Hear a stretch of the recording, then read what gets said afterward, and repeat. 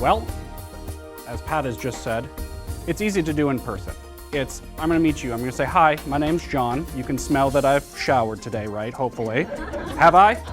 Yeah. Okay, thank you. I'm dressed nicely, I'm standing up straight.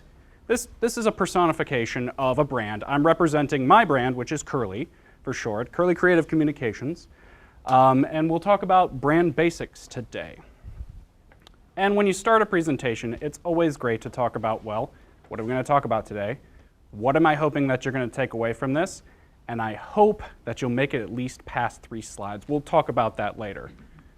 What you'll learn today, what a brand is, and most importantly, what it isn't, and how to build one. But first, we need to clarify some misunderstandings about brand. I mean, that word you've probably heard over and over and over in marketing campaigns, you go to the same place and for the print shop and you get the same cards. It's like, this is your brand, you're branding. Here's the brand, choose this logo. We need to dispel some myths about what brand is and isn't. And I think Pat touched on it really greatly when we first started. It's not just a logo. I mean, he mentioned in it, there's a great scene, I don't know if it's a little of a dark film, American Psycho, where there's a bunch of gentlemen at the same table showing off their cards. And they get so jealous at each other, but it's the exact same thing. It happens with branding as well. There's been an epidemic of swooshes.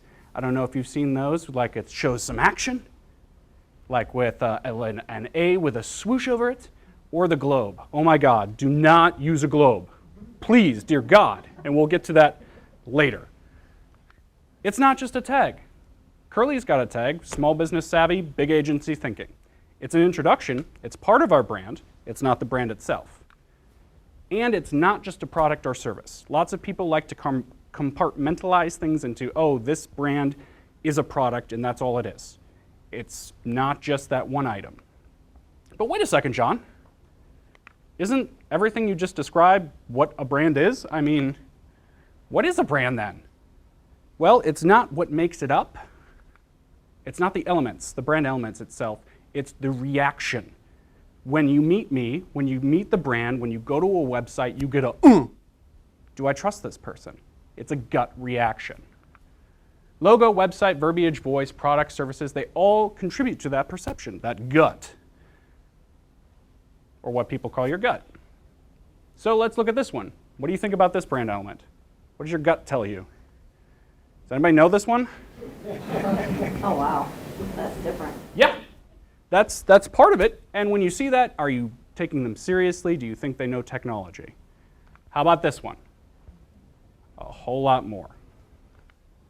Yep, and Jobs and Wozniak may have loved that original brand work. I mean, we run into this with owners all the time. They've got this really solid idea, this vision for this brand perception that they really like, and it makes sense to them, but they're forgetting the first cardinal rule. As much as we'd like it to be about us, it's about them. It's not what we say we are, it's what they say we are. That gut reaction, that person, what they say when they're thinking. They're thinking, they're going, huh, I like this, I don't like this, I trust this, I don't trust this. Or even more socially, I am talking to you over here and say, well, this company over here, I don't really trust them, I don't really like what they're doing. It's all important to focus on what they think, what they will say. So why is the gut so important? Time. Consumers perceive having less of it. And I'm going to nerd out a little bit here. Is anybody a Star Trek The Next Generation fan? Yes. Data. Thank you. Data has a great line about time. He doesn't understand how people perceive time because to him it's always constant, which it is. Time is a constant. Time never goes faster or slower. You just perceive it to be. But in this economy that we're working in this technology that we have, consumers feel like they have to cram more into less, and they feel like, oh my God, I have no time. That's why gut is important. Attention, and thank you for paying attention to me for so long, because here's why. Since 2000 to 2015, our attention span has dropped below the attention span of a goldfish. 8 seconds. It's actually 8.25 seconds, but we're going to round down because it used to be 12. So thank you. It's been far more than 8 seconds. But again, that's that gut feeling. I present this information to you, I find this website, I get this business card, I meet this person, boom, instant, either I like them, I don't. Options. For example, there are almost 14,000 cameras on the market, and they're easier and easier to get. I mean, you can go to a website and order it directly from a manufacturer. You can go to Best Buy. You can go to resellers like Amazon or Alibaba. So the instant recognition of, wait, this camera is for me, or this camera is not for me. Trust, again, this has been true since the dawn of time. Before technology, before icons, before brands, before taglines. Do I trust this person? When it comes down to, I'm presented with this information before I make some sort of decision, which ultimately a brand is going to help reinforce, do I trust this? So how do we get a good gut reaction? Well, just like Pat mentioned earlier, sit up straight. Create good character. And good character starts with that idea of trust. And trust is a simple formula, and many of you probably know this. It's reliability and delight. And reliability and delight come from consistency. And that's what you need in your brand, consistency, by meeting and exceeding expectations consistently. And trust creates dollar value. We all know these brands easily, and they make billions upon billions of dollars. And good character is the beginning of something that those last brands we were just looking at, they have. It's called charisma, charismatic brands. A charismatic brand is any product, service, or organization for which people believe there is no substitute. That is the ideal brand positioning for you. Think of it like Apple. Apple versus PC. We think, okay, there is no other option. You're either an Apple person or you're not. Google, the search engine. There's tons of search engines out there. There's still Yahoo. I believe, what was it? Jeeves. Jeeves is still out there. Ask Jeeves. Bing is out there. But everybody goes to Google, and when you think about search engine and when you use the verbiage, what do you say? I'm going to Google it. I'm not going to go, I'm going to go to my search engine. You're going to say, I'm going to Google it. The same thing is with Kleenex. I'm not going to grab a tissue. I'm going to grab a Kleenex. And here are some charismatic brands. You probably know some as well. Amazon, Apple, Disney. For example, Disney. There's children's movies, and then there's a Disney movie. And everybody knows what they're walking into and what to expect out of a Disney movie. It's a great, charismatic brand. And here's the great news. Any brand can be charismatic, including yours. You just have to put the time and effort into creating it. But first, you'll need to master creating that brand, which includes differentiating. Why is differentiating so important? We've evolved that way. We only look for things that are different, like the globe example or the same business cards, the swooshes. If you see a field of those and you see one that is not a globe, your eye is drawn to that, sort of just exactly like this. Everyone started, I saw all your eyes when I did this. I love putting this up because you went directly there. Why? Because you saw a field, that's the different point. I need to focus on it. We've evolved that way. And again, that brings the idea of focus. If you can't focus, you can't differentiate. And here's a quick quiz, and some of you may be starting businesses, some of you may already have businesses, some of you may have already mastered this. I feel like Thrive and Financial has done a phenomenal job, these guys up here, in terms of their branding. But it's a very, very quick quiz, and if you're honest with yourself, you can give yourself so much more leverage in building your brand. And it's as simple as, who are you? Who are you? What does your business do? What do you do? And really, why does it matter? And remember, with the why does it matter, it's not why it matters to you. It's why it matters to somebody else. And if you do this and your answers aren't compelling, try again. It's time to focus. And then, if those are in line, you have differentiated and you have focused, now you need to focus on your character elements of your brand, which starts with a name, which some of you may already have, or you may be thinking about rebranding, but here are some things to think about when choosing a name. It must be distinct. Does it stand out? Is it brief? Is it a sentence long? I've seen companies that have been way too long in their, I'll bring an example of this. Public schools. I used to work in public schools in their communications department. Every public school had to have a full person's name plus at least 3 adjectives that include A+ achievement, college prep, this, that, and the other thing. Guess what the people actually called them? By one name. So if it was Webster's A+ achievement School of Excellence, they were really that ridiculous. What did people call it? Webster. Appropriateness. Is it appropriate to what you're trying to portray? I mean, if you are a car company and you call yourself Tootsie, you probably won't be taken seriously as a mechanic. And that's just part of the field. I know you want to differentiate, but you also need to fall within a spectrum and differentiate in that spectrum. Easy spelling and pronunciation. That's straightforward. I mean, if you can't spell it, if you can't pronounce it, you're going to shut someone down immediately. Likability. Do you like it? I mean, that goes back to the gut reaction. You say it to people, do they smile? Do they like it? Extendability, can you extend it across multiple media? And protectability, can you protect it by trademark? If it's too generic, for example, don't create a soap company and call yourself Soap. You are not going to be able to trademark that name. It just won't happen. It's too generic, it's too descriptive. Make sure it is different. Well, after you got a name, you need a visual, right? Back to the logo. No globes, no swooshes. A logo, you have some options. You've got a symbol intended to represent a company, product, or brand. Some of those are pretty generic. Icons are the ones that are hot and do a really good job, actually, are a visual symbol that suggests a market position. Visually, it tells a story with the visual.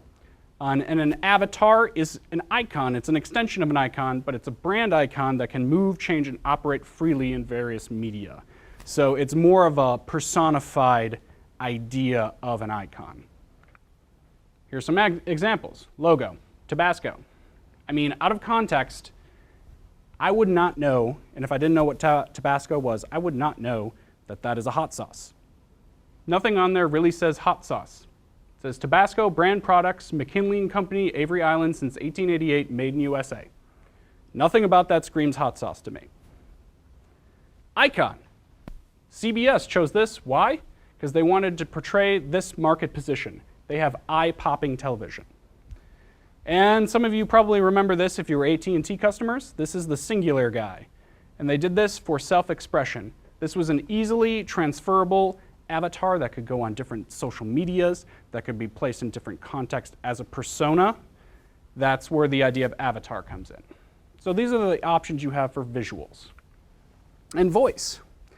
I mean, you can walk in, like Pat said, and go, okay, does this person smell like they've showered? Are they standing up straight? Do they look nice? Well, what's the next thing you look for? Or listen to, actually? What they say. Voice with brand is so powerful.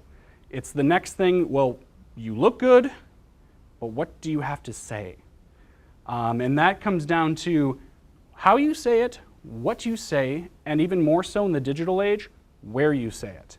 You choose to be on different medias, you choose not to be on certain medias. That says a lot about your brand. And here's a fun test if you've never experienced what brand voice is. Apple's great at this. They have a very strong brand voice. But find an advertisement, find some copy, find something on the internet, cover up all references to their brand, then read it. Does it sound like them? Is this differentiating themselves? Are they iconic by doing this? Or does it just sound like general speech? It could be anybody. A strong voice separates itself from the crowd. Next, website. Lots of people think about cards and logos and graphics, but then does the website encompass all of that? Is it slow and clunky? Is it old? Are you trying to be fresh and new? Everything comes back to the website in terms of housing all of that information. It's got the visuals, it's got the voice, it needs to be your brand ambassador. So, once you've done that, you need to cultivate your character. You don't just create a brand, let it sit in a vacuum, and go, hey, whoa, it's doing the work for me. I just let it go.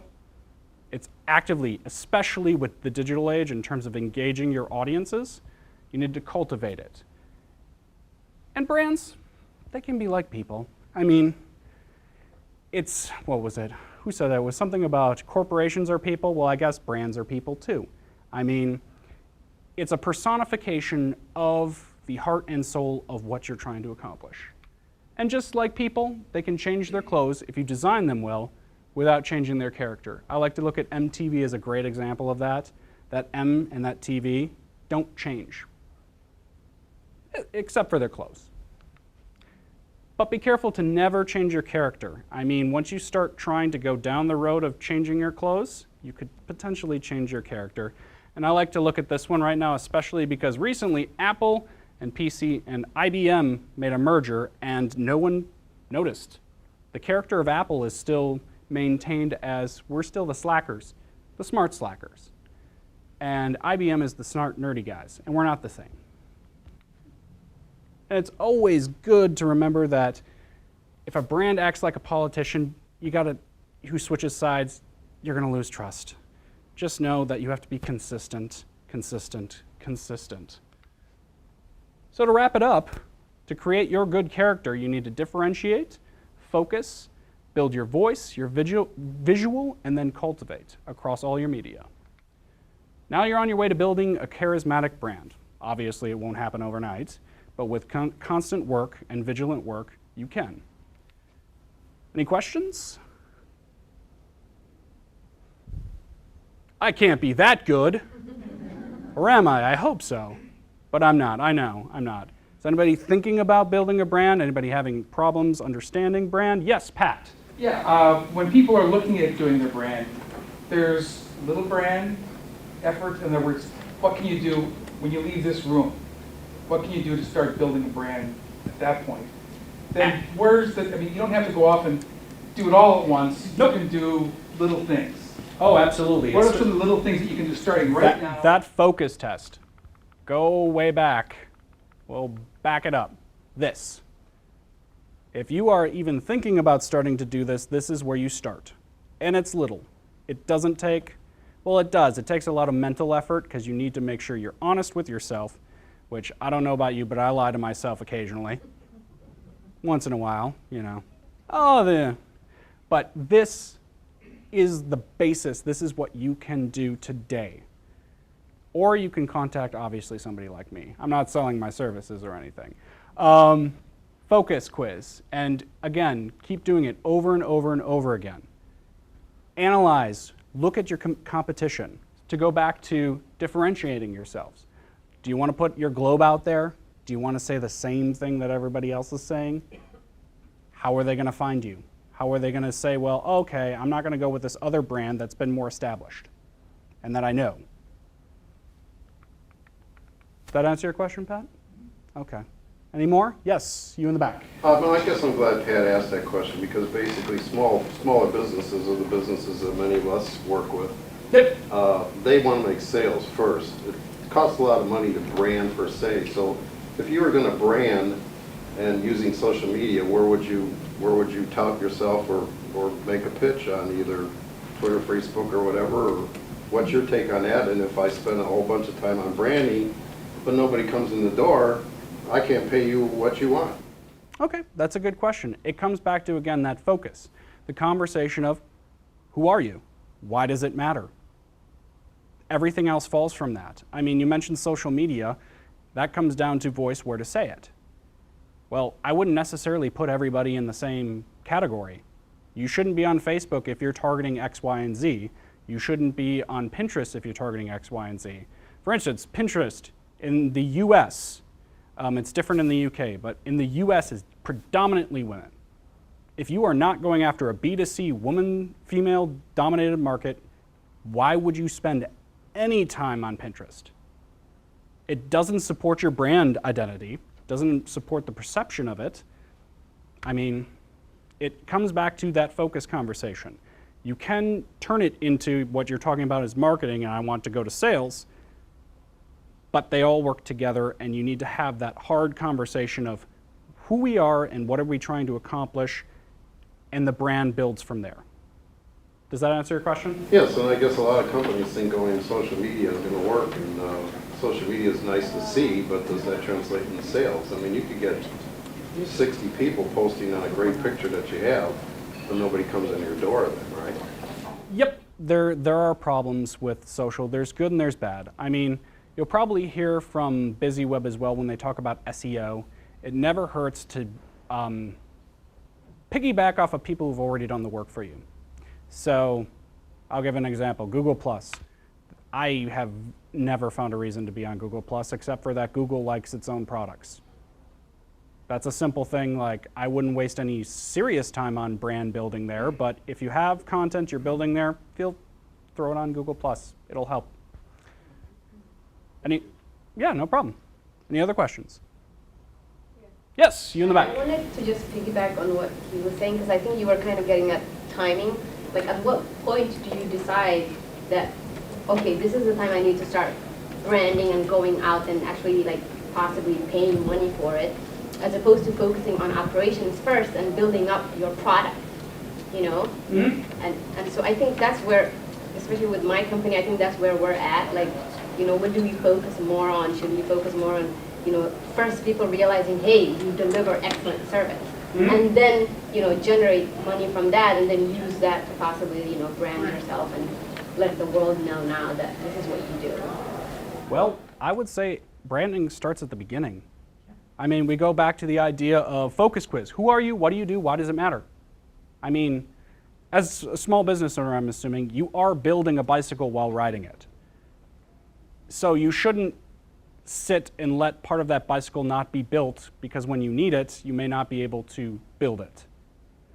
But you can rebrand, and that's a trickier subject to do, especially once you've established yourself.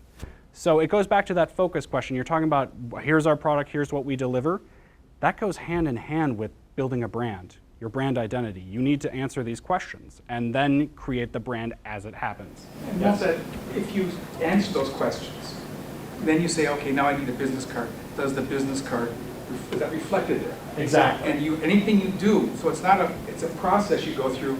If you're going to put your logo on a coffee mug, does that fit your brand? Does that make sense? Mm-hmm. And does that reflect and make sure everything passes that test? And if you do that, as you grow and add things, you're going to end up with a very consistent brand across however you're communicating. Yeah. It's sort of like going back. For me, when I'm thinking of branding, I'm thinking of a bigger branding, not like the logo, business card. I mean, those are the basics. I'm thinking beyond that, you know, like with like the wording for your, say, for example, if you want to put out a brochure, you know, how do you make it? I guess I'm not just thinking of just the basics. I'm thinking of like branding in a bigger version. Yep. You want to build a charismatic brand, so that voice and that visual should work together. And to bring back the mug as well, it's like the Pinterest example. Okay, does a mug make sense for us based on what we're trying to target versus Pinterest?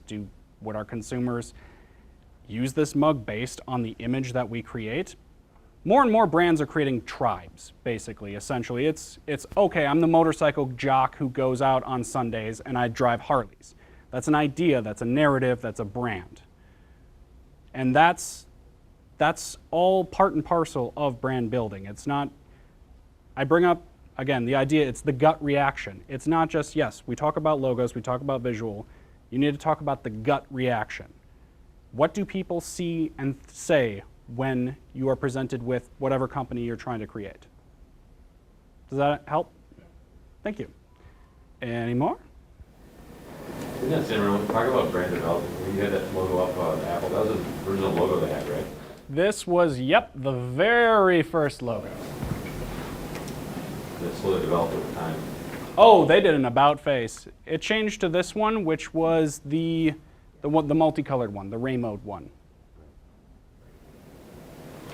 Talk about, as a small business owner, so we answered those 3 questions. We started attempting to brand. Things change over time.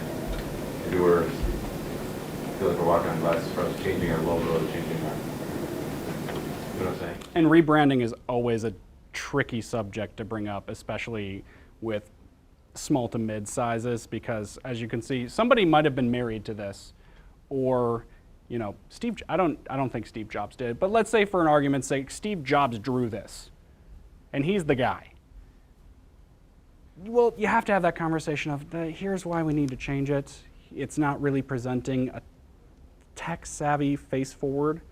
And that's where it really begins, is that conversation with the decision maker about, okay, let's focus on those things. We've gotten all those answers.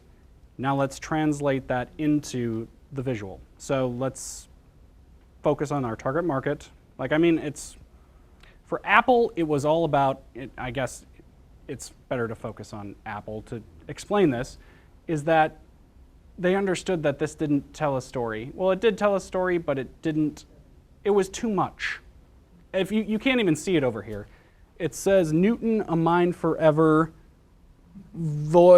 something through strange? Ugh, I don't know. They actually approached a company to do their branding that focused them on, okay, you need to be different. They answered that question. What are you going to do? You're going to be different. How are you going to be different? With an apple that has, instead of this way, usually an apple, all the apples you see are that way.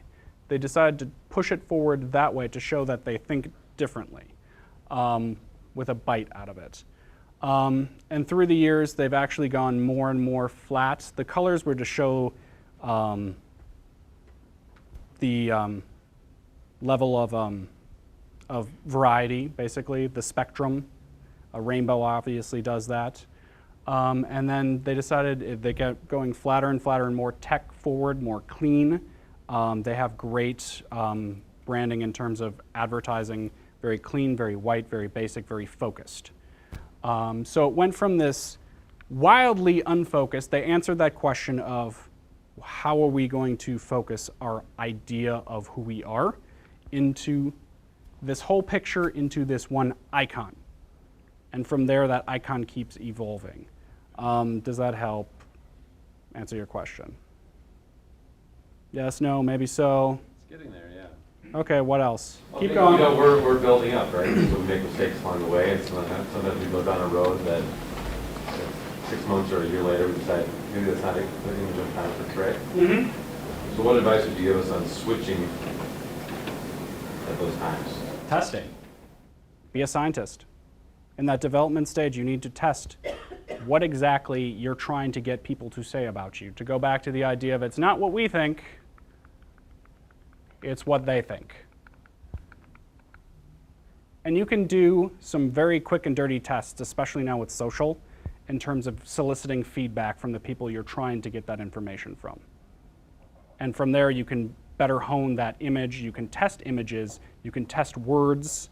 You can test everything about your brand as you go along and see what works and what doesn't. Does that better answer your question? Awesome. And I saw you had a hand up. Well, I was just wondering, things like SurveyMonkey and the like, creating a survey as it were that you can shoot around to people that get some feedback as to the whole everything we've been talking graphic, we've been talking about like the survey. SurveyMonkey is a great tool. So I agree. If you have a list, if you have a place in which you can put that out there, it's another quick and dirty test. And if you're developing things like logos, another quick and dirty test is to place it against, the name of your business next to something else in a logo that is a competitor. And if they don't look different, if it doesn't look better, that logo has failed, that icon has failed. So again, be those scientists. You were my Star Trek fan. Scientific thinking. Test it when you're developing. Any other questions? Oh, and engage. And engage. Yes. Warp 2. Engage. Yes. A little more about Apple computers. And one thing about Apple is they actually integrated Apple into their operating system. As far as the visual and the full software, it actually had an Apple key. The command key. The command key was called an Apple key. And so they did some brand development to really drive that point home. But then Remember you had your Imagine two that. guys up there, you had your PC and your Mac guy? Yep. So now, it's a Mac guy, he's not an Apple guy, he's a Mac guy. And so how would you explain that? That was an interesting brand decision. And it was always a problem throughout their development, actually, is Apple Macintosh was a brand, but that wasn't their only computer. It was their premier computer. I mean, there was the LC, well, way back when I first started computing, the LC3, LC2, and then before that, obviously, there was, what was it, Lisa? Lisa was the first one. That was a horrible name. Back to, if we bring it back to the name section, name. Oh, it's distinctive. I mean, it's brief. Is it appropriate? It's like Tootsie, the the mechanic shop. Doesn't quite ring true. The Macintosh is that actually Apple, the Macintosh Apple. Which It's kind of a neat connection. That was obviously thought through. It was, we are Apple, and what type of Apple can we use to describe our computer? Macintosh. So. At this point, I'd like to ask, you to hold your questions now, and afterwards we'll be networking. So when this is all over, you can hunt him down and pin him against the wall and get the brand, shake the branding secrets. Please, just shake them out. It's like an apple tree. Well, thank you very much, everyone, for listening and for giving me more than 8 seconds of your time.